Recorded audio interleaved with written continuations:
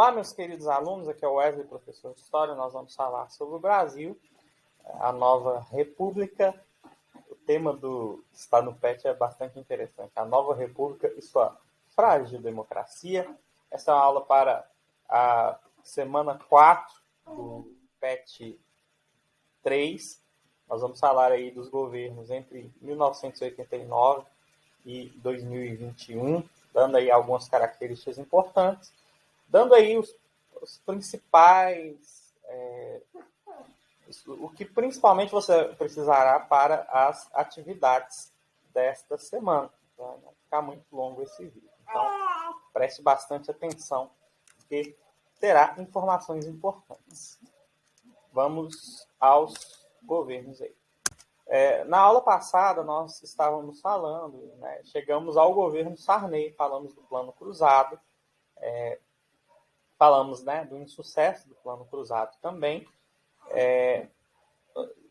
O Sarney foi o último a ser eleito de forma indireta. Na verdade, quem havia sido eleito de forma indireta, no caso, era o Tancredo Neves, e já em 1989 nós temos um pleito que foi eleito aí de forma direta, de forma que a população participou de forma bastante importante. Em 1989 foi uma reeleição bastante interessante, dos diversos pontos de vista. Nós tivemos aí mais de 20 candidatos, né? O Silvio Santos, inclusive, chegou a candidatar, tendo a sua candidatura impugnada, por causa justamente, né, da figura pública que ele já era, e por causa disso tornar-se aí um tanto quanto desigual na questão aí, da competição entre os outros candidatos. E nós tivemos um segundo turno entre Lula e Fernando Collor de Mello, que, por sua vez, foi quem angariou e conseguiu os votos e tornou-se presidente do Brasil, primeiro presidente eleito aí de forma direta, desde aí muito tempo, né? O último a ser eleito de forma direta foi o Jânio Quadros. Então foram aí 30 anos, né? Cerca de 30 anos sem uma eleição direta no Brasil. O governo do Collor, ele será caracterizado justamente pela herança aí ainda de problemas da ditadura militar. Inflação, corrupção, e esta foi a promessa do Fernando Collor para que ele conseguisse, que ele chegasse ao poder. Ele queria combater, ele dizia combater a corrupção e a inflação, e aí nós vamos ter o Plano Collor, que é o Plano Brasil Novo, para esta questão, para combater a inflação. E o que caracterizou, né, esse plano? A troca da moeda por uma nova moeda, congelamento de preços e o confisco da poupança, além da criação do IOF. O que é o IOF? O Imposto sobre Operações Financeiras. O Collor também abriu a economia nacional para as importações. Então, esta é a parte econômica, e esse é um fator aí. O plano foi bastante polêmico justamente por causa do confisco da poupança. Muitos dos pais de vocês, dos avós de vocês, vão se lembrar, se vocês comentarem com eles. E o Collor é persona não grata para os seus pais e avós, muito provavelmente. E aí, qual foi o problema? Em 1991, o presidente foi denunciado, inclusive pelo seu próprio irmão, por fazer parte de esquemas de desvio de dinheiro público. E aí, o que nós teremos? haverá uma investigação, será instalada uma CPI para investigar, foi instalada aí pelos deputados, semelhante ao que aconteceu com a Dilma aí, ocorreu, né, com o governo Collor também. Então, houve uma votação e houve também uma movimentação popular para a queda do Fernando Collor, que foi um movimento que foi chamado de Caras Pintadas, chegou aí a reunir milhões de pessoas, né, na rua para o fim do governo Collor, pedindo o impeachment mesmo do governo Collor. É interessante que o Collor chegou a público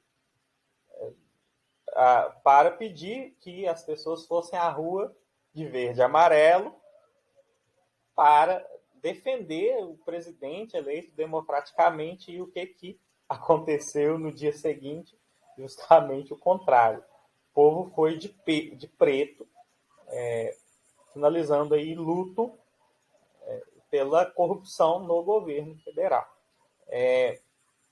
Basicamente, quem compunha o pessoal aí dos Caras Pintadas eram um movimento encabeçado pela UNE e pelo movimento aí de estudantes secundaristas também. Então, essas eram movimentos sociais que estavam aí ligados a esse movimento. A CPI foi instalada, né, o Collor começou, né, teve início ao processo de impeachment, só que ele renunciou. Apesar dele ter renunciado, ele ainda continuou perdendo aí os seus direitos políticos aí por 8 anos, né, até o ano 2000. Hoje o Fernando Collor é senador. Importante salientar esse tipo de coisa.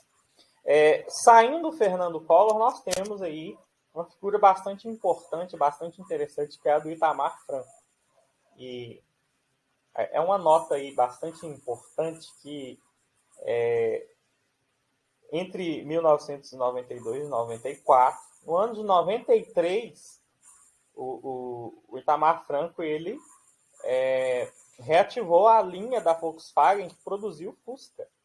É bastante importante isso na história desse homem, que é bastante interessante. É um mineiro, né? Foi governador de Minas também, mas é um fato curioso do governo do Itamar Franco. Ele assumiu e ele coloca o Fernando Henrique Cardoso como ministro da Economia. E com a missão ainda de planejar, de fazer, né, acabar com o problema da inflação. E aí o Fernando Henrique Cardoso chegou aí com o plano econômico, plano real, que fez com que a inflação, enfim, fosse controlada e o poder de compra do brasileiro melhorasse de forma aí substancial. Então, este foi um período bastante importante. E isso popularizou a figura do então ministro da Economia, Fernando Henrique Cardoso, que foi eleito no pleito de 1994. E aí nós vamos ter uma parte importante aí do governo Henrique Cardoso, Fernando Henrique Cardoso, a partir de 1995, a questão da estabilização, né, ele continuou aí com essa questão da estabilização financeira, inflacionária, do crescimento econômico, e ele também aprovou uma emenda constitucional que permitia a reeleição. Então, até então, a Constituição de 1988 ela não permitia esse tipo de coisa, e o que acabou permitindo a partir desta PEC aí. E foi isso que fez né, e já em 98 ele ser reeleito, né? Desculpe, em 98 mesmo. Ser reeleito para o seu segundo mandato. Qual foi o problema? No segundo mandato, ele começou a enfrentar alguns problemas. A grande dívida externa, os graves problemas aí existentes aí de corrupção, o problema da desigualdade social. O Brasil ele tornou-se aí um dos países mais desigual socialmente, né? Há pesquisas aí que dizem aí que em 1999 20% da população mais pobre tinha aí menos que 2%, né, participava em menos de 2% do PIB, e 20% dos mais ricos estava aí com cerca de mais de 60%. Né, tinha uma renda aí. Então, havia uma má distribuição de renda no país, e o Brasil enfrentava por problemas com a saúde, com o SUS, e isso fez com que o nosso IDH fosse um dos piores da América Latina na época do segundo governo Fernando Henrique Cardoso. Outro problema bastante importante foi justamente as privatizações. O governo Fernando Henrique Cardoso ele tomou um ar aí bastante neoliberal, e ele privatizou bastante empresas. Então, empresas como a Vale, né, foram privatizadas, a Telebrás foi privatizada, e isso aí também fez cair a popularidade, porque houveram problemas aí que foram colocados na conta dessas privatizações. E isso fez com que a sua própria imagem fosse,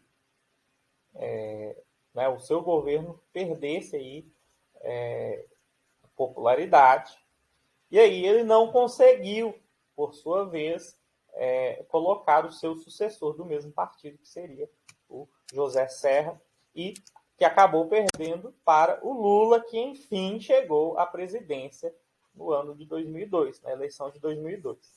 É interessante, é importante a gente perceber que o Lula aí esteve em todos os pleitos, esteve competindo aí, né, pelo poder no Brasil, desde 1989, e aí ele chega em 2002. Vamos para as principais características. Então, Luiz Inácio Lula da Silva, ele é de origem popular, um nordestino, que chegou aí, que, né, foi de Pau de Arara do Nordeste para o estado de São Paulo. Ele estava ligado aí a lideranças sindicais, né, do ABC Paulista, e, enfim, ele foi ganhando a sua popularidade nesse meio, né, juntamente aí com o nascimento do Partido dos Trabalhadores. Então, tudo isso está ligado a essa história, esse histórico de vida do então presidente Lula. No governo Lula, nós tivemos aí programas sociais, né? Foram pensados aí programas sociais para resolver o problema da desigualdade social e da má distribuição de renda no país. Que programas foram esses? E aí, de forma geral, dos 2 mandatos do Lula. Os programas Fome Zero, o ProUni, o PAC, que foi o Programa de Aceleração do Crescimento, Minha Casa Minha Vida, Bolsa Família, todas essas foram políticas sociais que o governo Lula fez, né, criou e fez avançar nesse período. Ok? ele manteve algumas das políticas neoliberais do FHC, mantendo aí taxas altas de juros para conter a inflação.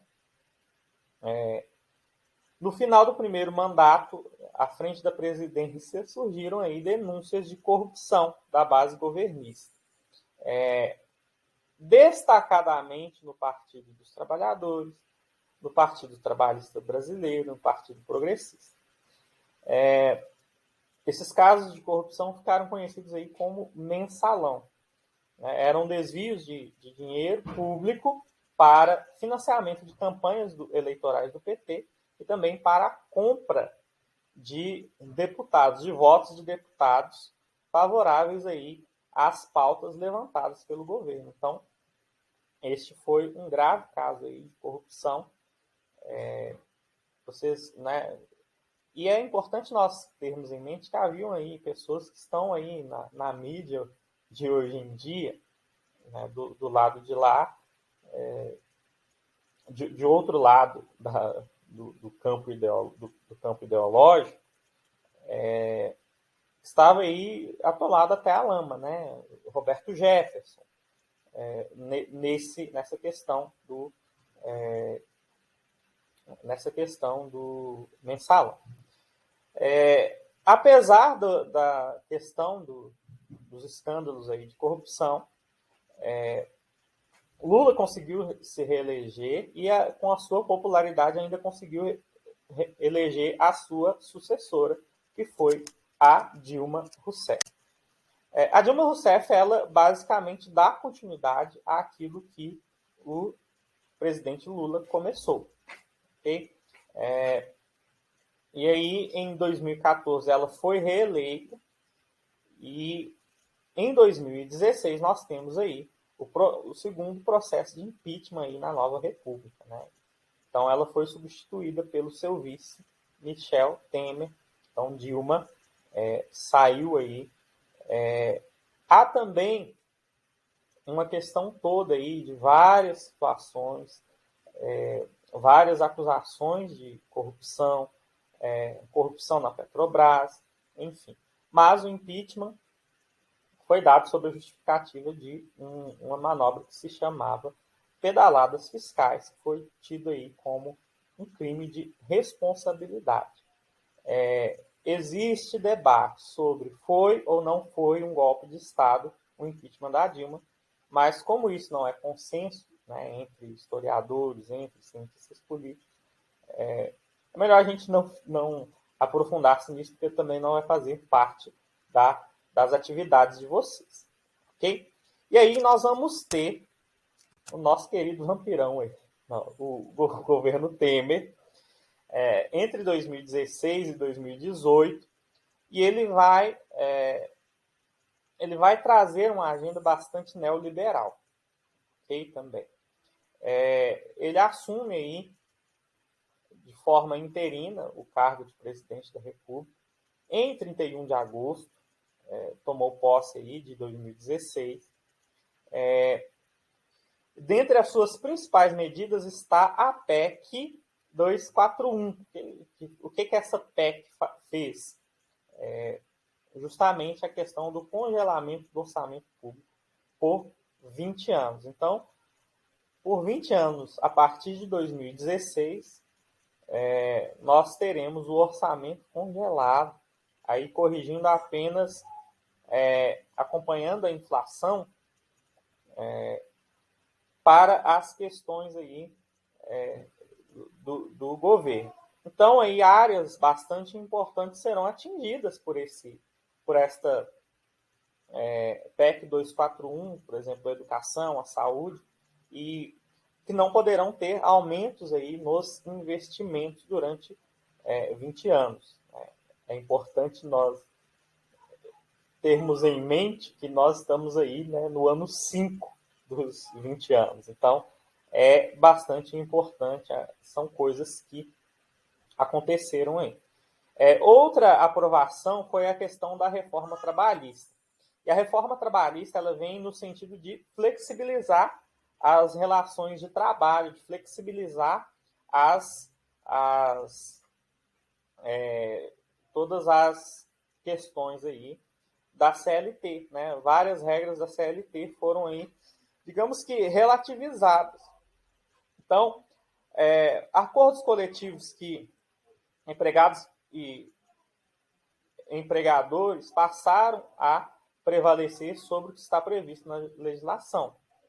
A jornada de trabalho pode ser assentida em 12 horas de trabalho e 36 de descanso, não podendo ultrapassar a 220 horas mensais. A contribuição sindical deixou de ser aí obrigatória. Grávidas e lactantes podem trabalhar em locais de baixa ou média insalubridade, que não poderia anteriormente. E o trabalho intermitente, que reduz aí o tempo de contrato de serviços. Esta reforma, ela fragiliza a parte fraca, né? Ela fragiliza mais ainda o trabalhador em relação às questões trabalhistas aí. Então, é importante nós observarmos esta questão. E trazendo aí de forma mais atual, em 2018 foi eleito aí o Jair Messias Bolsonaro. É o nosso governo atual. Não há muito o que se falar, porque é basicamente o que está sendo visto aí pela mídia, é basicamente o que nós vamos presenciando aí. Todos nós sabemos aí que esse fenômeno das redes sociais e dos últimos 4, 5 anos aí politizou bastante a nossa vida. As pessoas falam bastante de política, as pessoas consomem bastante material sobre política e, sem dúvida, a gente está dentro aí da sala de aula. Nós vemos alunos que nos questionam, que veem coisas na internet, ou mesmo alunos que já têm um certo interesse até mais sério, né, de leitura, de estudo nesse sentido. Mas, enfim, vamos colocar, ele foi eleito em 2018 com a promessa aí de redução dos ministérios. Acabou reduzindo, mas acabou aumentando depois aí de forma aí, né, nova, né, mudando aí o que havia prometido, e do combate à corrupção, ok? Existem aí, né, coisas mal resolvidas, escândalos em torno dos seus filhos que não foram explicados, que não foram bem esclarecidos à população até então. Então, essa promessa do combate à corrupção soa-nos muito como Fernando Collor de Mello, né? Então, acaba soando mal, porque combate a corrupção de quem, né? Então, só o opositor que é corrupto. Então, precisa ser... há coisas aí que estão respingando no governo que deveriam ser melhor esclarecidas, ok? O governo conseguiu passar a reforma da Previdência. Essa reforma é uma reforma que ela acaba sendo bastante prejudicial aos trabalhadores. Uma questão aí questão aí de tempo de aposentadoria, de questão de contagem de tempo até você conseguir aposentar, é um tempo bastante... aumentou bastante a dificuldade para que você aposentasse, reduziu-se bastante o valor, né, que o aposentado irá receber futuramente. Então, existem coisas críticas a serem feitas a essa reforma, que são sérias, né? Enfim, é uma reforma aí bastante... que não beneficia tanto as classes populares. Por fim, nós podemos falar aí a questão da gestão da pandemia. O professor não precisa ficar falando demais, porque a gente já vê as notícias, né? O tempo todo nós temos aí notícias pipocando sobre alguma fala, alguma decisão bastante polêmica do presidente a respeito da gestão da pandemia, da Covid-19. Nós temos essa questão da vacinação, que também é bastante polêmica, né? Então, esse vídeo vai atrair bastante hate na hora que eu colocar no YouTube, mas, enfim, coisas que precisam ser ditas e precisam ser esclarecidas aí pelo governo, né? E aí nós já temos aí cerca aí de 120, 130 pedidos de impeachment já protocolados contra nosso atual presidente, ok? Vamos para alguns problemas sociais. Eu coloquei essa chargezinha aí, né? E aí está um buraco, um mapa do Brasil aí. Que buraco é esse aí? Não sei, mas está aí faz um tempão. Para falar de alguns problemas sociais aí dentro do contexto brasileiro. Okay? Racismo. Nós temos aí questões a serem resolvidas. Apesar de muitas políticas até afirmativas a respeito do racismo, existe aí um racismo estrutural. Existe aí que boa parte dos negros são aqueles que não conseguem completar, por exemplo, os estudos. A questão aí social é bastante importante nesse contexto também. Existe também a questão da violência, que é um problema aí, nós podemos colocar até endêmico do Brasil. Você tem uma acentuada violência, né, em todas as regiões do Brasil, mas principalmente aí as regiões nordeste, as regiões e a região sudeste. É um crescimento aí exacerbado da violência. Tem aí a questão do tráfico, várias questões que estão ligadas a essa questão da violência. A questão das desigualdades, né? Existem ainda situações bastante delicadas de desigualdade social no Brasil, e isso deve sim ser discutido, deve sim ser repensado dentro desse contexto. Vamos para as atividades. Na atividade 1, vocês vão fazer um comparativo, e isso vocês vão precisar de uma pequena pesquisa mais aprofundada sobre o plano real, porque o plano Collor eu já coloquei algumas características, e vão colocar aí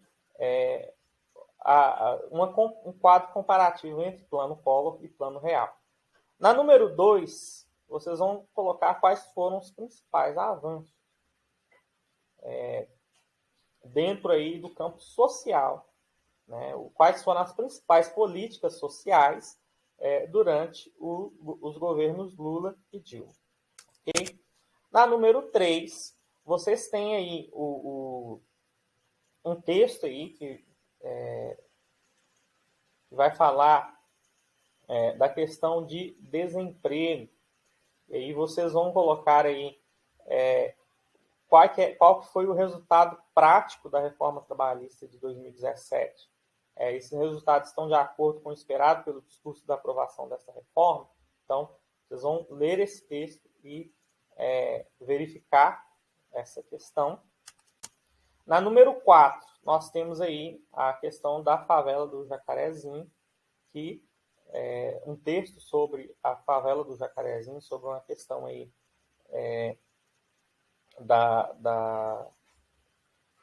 de uma chacina que ocorreu no ano passado.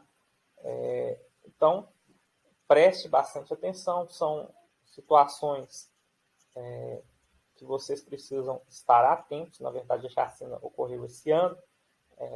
Leia com bastante atenção e escreva aí sobre essa questão da violência no Brasil destinada a grupos sociais minoritários. Qualquer dúvida, eu estou à disposição. Deus abençoe você. Boa semana e bons estudos.